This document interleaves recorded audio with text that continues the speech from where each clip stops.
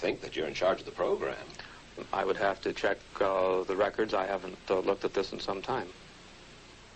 The information form, the consent form, was also supposed to warn people about any risks of serious complications following the shot.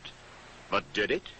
No, I had never heard of any reactions other than a sore arm, fever, this sort of thing. Judy Roberts' husband, Gene, also took the shot. Yes, I looked at that document. I signed it. Nothing on there said I was going to have a heart attack or I get Guillain-Barré, which I never heard of. What if people from the government, from the Center for Disease Control, what if they had indeed known about it? What would be your feeling? They should have told us.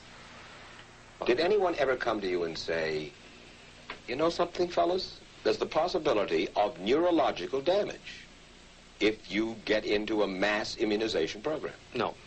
No one ever did? No. Do you know Michael Hatwick? Yes. Mm-hmm.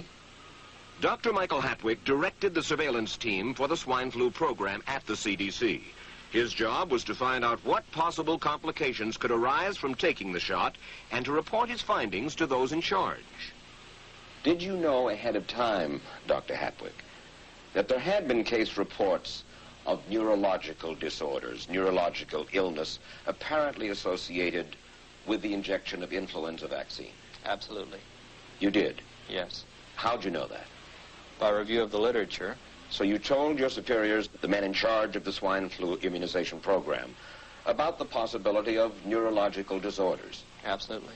What would you say if I told you that your superiors say that you never told them about the possibility of neurological complications? That's nonsense. I can't believe that they would say that they did not know that there were neurological illnesses associated with influenza vaccination. That simply is not true. We did know that. I've said that Dr. Hatwick had never told me of his feelings on this subject. And he's lying. I guess you would have to make that assumption. Then why does this report from your own agency, dated July 1976, list neurological complications as a possibility? I think the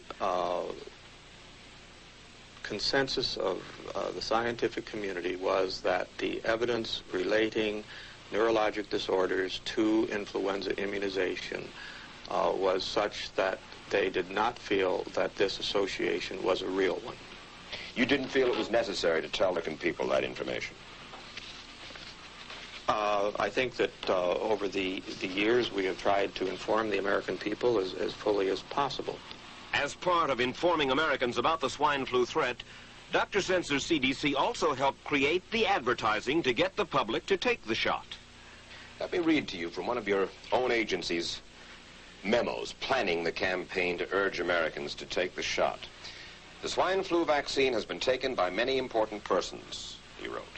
Example, President Ford, Henry Kissinger, Elton John, Muhammad Ali, Mary Tyler Moore, Rudolph Nureyev, Walter Cronkite, Ralph Nader, Edward Kennedy, etc., etc. True? I'm not familiar with that particular piece of paper, but I do know that at least of that group, President Ford did take the vaccination. Did you talk to these people beforehand to find out if they planned to take the shot? I did not know. Did anybody? I do not know. Did you get permission to use their names in your campaign? I do not know. Mary, did you take a swine flu shot? No, I did not. Did you give them permission to use your name saying that you had or were going to? Absolutely not. Never did. Did you ask your own doctor about taking the swine flu shot? Yes, and at the time he thought it might be a good idea. But I resisted it because I was leery of having the symptoms that sometimes go with that kind of inoculation. So you didn't? No, I didn't. Have you spoken to your doctor since? Yes. And? He's delighted that I didn't take that shot. You're in charge. Somebody's in charge. There are... This is your advertising strategy that I have a copy of here. Who's it signed by? This one is unsigned. But you'll acknowledge that it was your baby, so to speak. It could have been from Department of Health, Education, and Welfare. It could be from CDC. I don't know.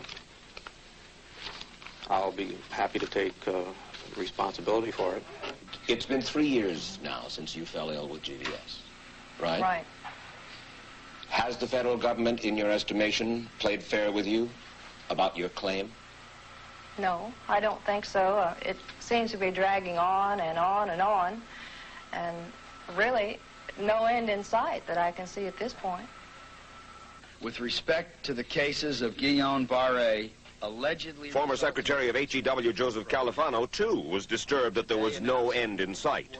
So a year and a half ago, he promised that Uncle Sam would cut the bureaucratic red tape for victims suffering from GBS and would pay up quickly. We shouldn't hold them to an impossible or too difficult standard of proving that they were hurt. Even if we pay a few people a few $1,000s that might not have deserved it, I think justice requires that we promptly pay those people who do deserve it. Who's making the decision to be so hard-nosed about settling? Well, I assume the Justice Department is. Griffin Bell before he left? Well, the Justice Department agreed to the statement I made. It was cleared word for word with the lawyers in the Justice Department by my HEW lawyers. And that statement said, in effect... That statement said that we should pay Guillain-Barré claims without regard to whether the federal government was negligent if they resulted from the swine flu shot. I think the government knows it's wrong. If it drags out long enough, that people will just give up.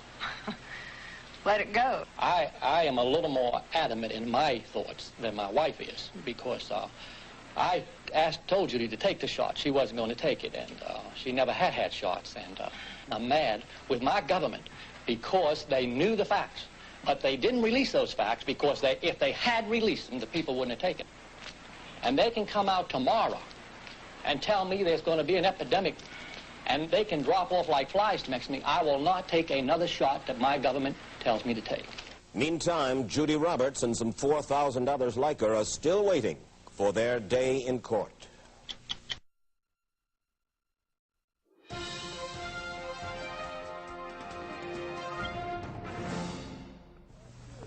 I don't need another flu shot. I had a flu shot last year. A swine flu epidemic may be coming. Swine flu shot? Well, I don't know. I've been thinking about it. It could make you very sick. Swine flu? Man, I'm too fast today to catch me. You'll want to be protected. I'm the healthiest 55-year-old you ever seen. Hey, I play golf every weekend. Get a shot of protection. The swine flu shot. Joe brought it home from the office. He gave it to Betty and one of his kids and to Betty's mother. But Betty's mother went back to California the next day. On her way to the airport, she gave it to a cab driver, a ticket agent, and one of the charming stewardesses. At school, Joe's kid gave it to some other kids, and Mrs. Merrill got it and gave it to her husband. In California, Betty's mother gave it to her best friend, Dottie. But Dottie had a heart condition and she died. But before she died, Dottie gave it to her girlfriend, the mailman, the paper boy, and the vet when she went to pick up her chihuahua. If a swine flu epidemic comes, this is how it could spread. You'll want to be protected, especially if you're elderly or chronically ill. Get a shot of protection, the swine flu shot.